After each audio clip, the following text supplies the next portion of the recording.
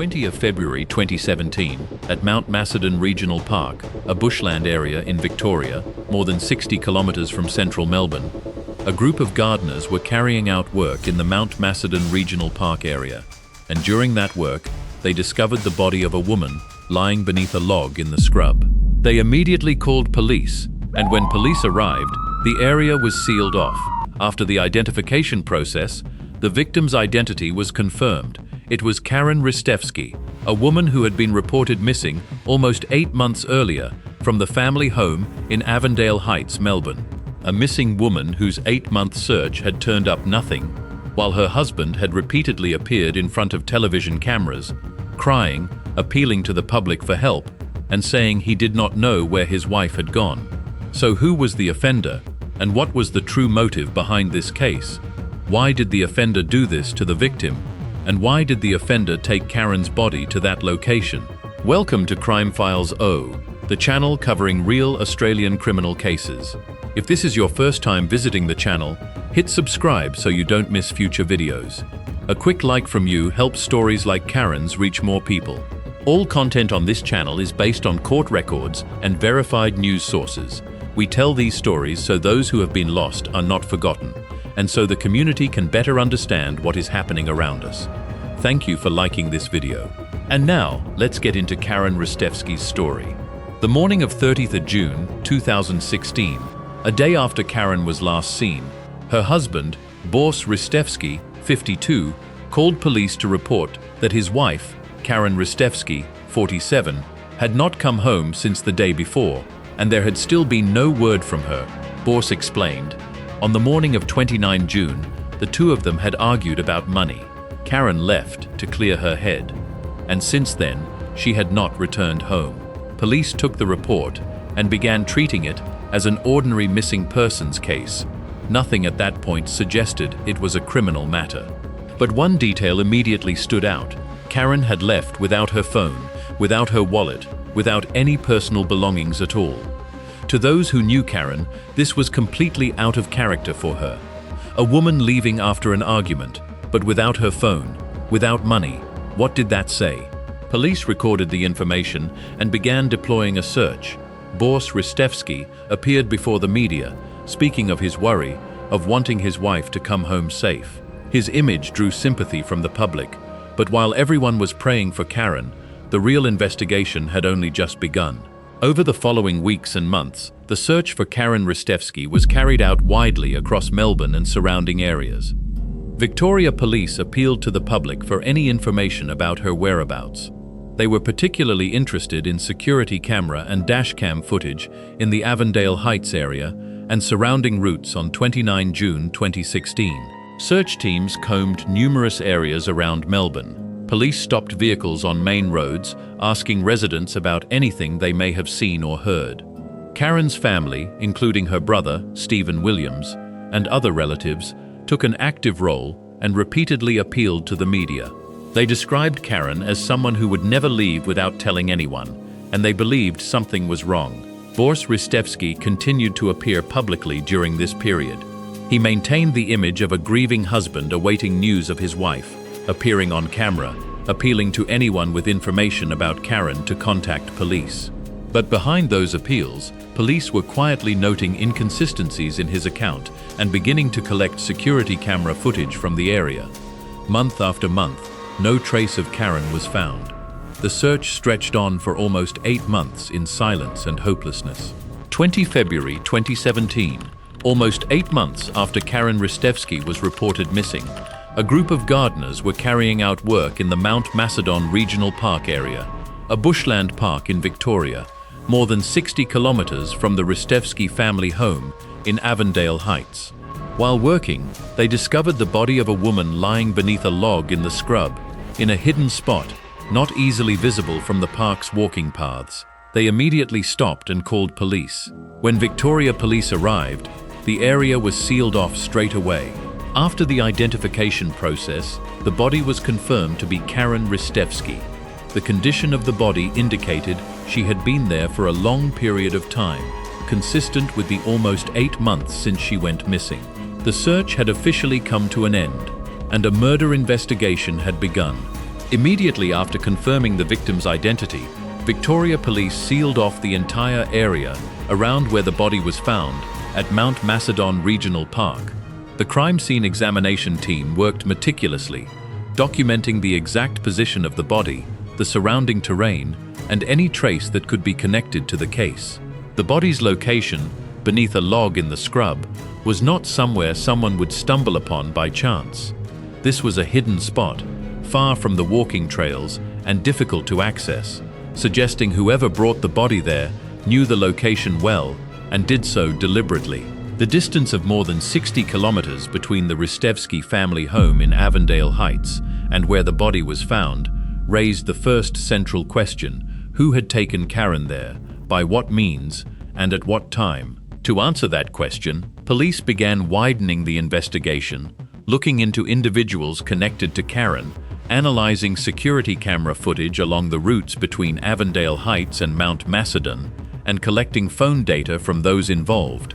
Once they had established a direction for the investigation, police carried out a search of the Ristevski family home in Avondale Heights, collecting documents, electronic devices, and other items relevant to the case. Karen Ristevski's body was taken to a forensic facility for formal examination. Because the body was significantly decomposed after almost 8 months in the bush, the forensic findings faced serious limitations.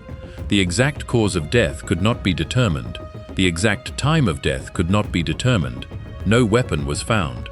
This was the greatest challenge of the entire case, and the reason prosecutors would later be forced to build their case entirely on circumstantial evidence rather than direct evidence. The only thing forensics could confirm: Karen Ristevski did not die of natural causes. And with such a thin file, no cause of death, no weapon, no witness, the investigation would have to rely entirely on circumstantial evidence. Someone had taken her there. And that question led directly into the next stage of the investigation. The formal Victoria Police investigation focused on reconstructing the entire sequence of events of 29 June 2016, the day Karen was reported missing. With no direct evidence of the cause of death, police had to build their case from multiple pieces of circumstantial evidence. The first piece of evidence, security camera footage. This was the most important and most direct piece of evidence police had. Security cameras in the Avondale Heights area captured the Ristevski family's Mercedes-Benz leaving home on the morning of 29 June 2016, with 2 people inside. Boss had stated Karen left on her own after the argument, meaning only she left the house alone. But the camera footage showed the family car leaving with 2 people, a direct and unexplainable contradiction with his account. Investigators then traced the vehicle's route through multiple cameras along roads leading to the Mount Macedon area. The second piece of evidence, phone data. Boss's phone was switched off during the period in question, unusual compared to his normal habits. Location data from before and after that period was also analyzed to establish his movements that day. The third piece of evidence, inconsistent statements. During questioning, Boss changed his account several times about what happened on the morning of 29 June. Prosecutors would later argue in court that he had fabricated numerous details to conceal the truth, including claiming Karen left on her own when the footage showed the complete opposite. The fourth piece of evidence, the financial situation. Investigators established the Ristevski family was under serious financial pressure at the time Karen went missing. The fashion store the 2 of them ran together was struggling. This became an important part of the motive picture police were building. All these pieces of evidence, when placed together, began pointing in the same direction, and police knew they needed to gather more to strengthen the case before taking formal action. Karen Ristevski, 47, lived in Avondale Heights, a quiet residential area in Melbourne's western suburbs. She and Boss Ristevski met, married, and built a life together in Australia over more than 27 years. The 2 of them jointly owned and ran a fashion store in Sunshine, Melbourne, a business Karen had poured a great deal of her heart into. Karen was described by those who knew her as a devoted woman, loving toward her family, and someone who always put others before herself. After Karen's death, her brother, Stephen Williams, read a victim impact statement to the court. He said, It was hard carrying my sister's coffin out of the church, knowing who was leading on the other side. Her cousin, Lisa Gray, also gave a statement. Not knowing was worse than knowing. How do you find peace and acceptance when we will spend the rest of our lives wondering what happened that morning? That was Karen Ristevski, not a name in a news report, but a real woman with a real family and people who truly loved her. Boris Ristevski, 54 at the time Karen went missing, was Karen's husband, a man she had been married to for more than 27 years.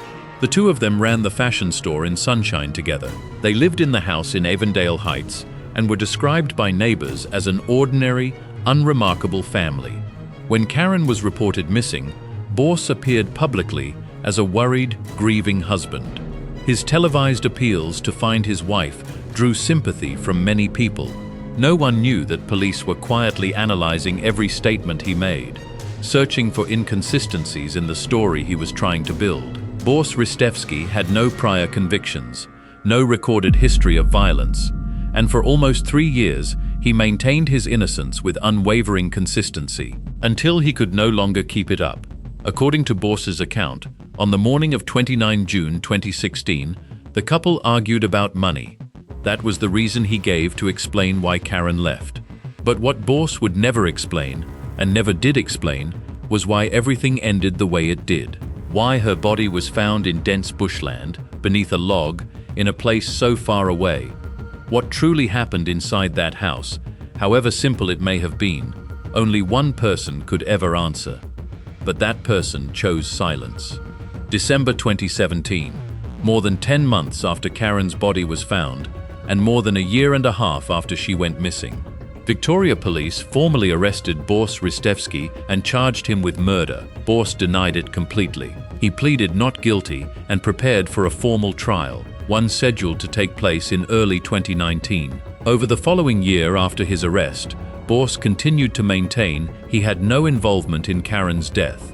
He had legal representation and prepared a full defense. Evidence from security cameras, phone data, and inconsistencies in his statements continued to mount. Prosecutors believed they had enough grounds to bring the case to trial on a murder charge. But then, right on the eve of the trial, everything changed.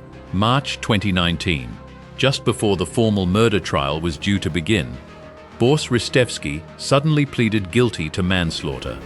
Boris Ristevski suddenly pleaded guilty to manslaughter, forcing prosecutors to withdraw the murder charge due to insufficient direct evidence to prove the higher charge. And that is exactly what happened. Prosecutors were forced to withdraw the murder charge due to insufficient direct evidence to prove the higher offense, a direct consequence of the body's severe decomposition and the inability to determine a cause of death. The sentencing hearing took place on 18 April 2019 at the Supreme Court of Victoria, presided over by Justice Christopher Beale.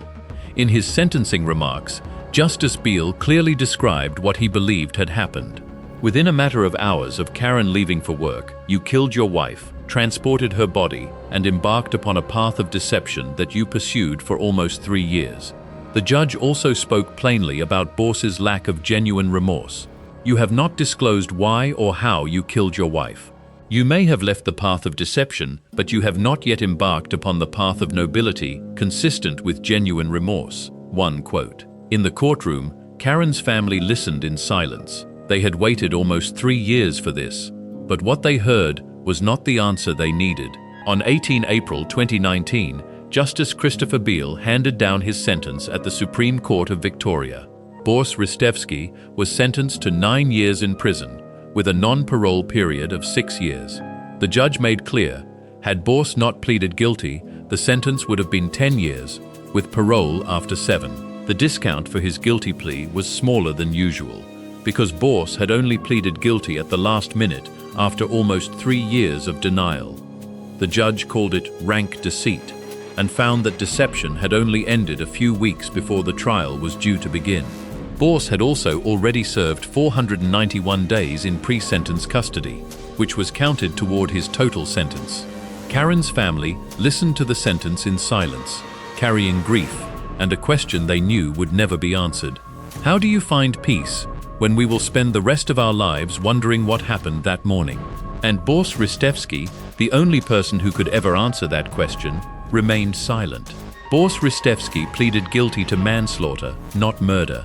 He was sentenced to 9 years in prison with a 6-year non-parole period. With 491 days of custody already counted, he was effectively released in 2021, only around 3.5 years after sentencing. And up until his release, he never once explained why or how he killed Karen. This is something Karen's family must live with forever. Not only the loss of a loved one, but the loss of an answer to the simplest question of all. So, in your view, does a 9-year sentence for manslaughter reflect what truly happened? And can someone truly be remorseful when they still choose not to tell the truth after all those years? And one more question. When direct evidence cannot be gathered because of the condition of a body, does the legal system have enough tools to deliver justice for victims like Karen? Leave your thoughts in the comments below. I read all of them. The Karen Ristevski case leaves a great deal to reflect on, not only about domestic violence, but about silence, about the legal system, and about what a family must endure when they are never given the truth. The first lesson: silence can be the longest-lasting form of violence. Boris Ristevski said nothing for almost 3 years. No confession, no explanation. And even after pleading guilty, he still did not reveal why or how. That silence was not just a legal strategy. It was one more way of stripping Karen of her dignity, taking away her loved one's right to know the truth. Her cousin, Lisa Gray, said it better than anyone. Not knowing was worse than knowing. The second lesson: physical evidence can disappear, but digital evidence is far harder to erase. Security cameras, phone data, these were what painted a picture directly contradicting Boris's account. It was that digital evidence that meant he could not keep denying it forever.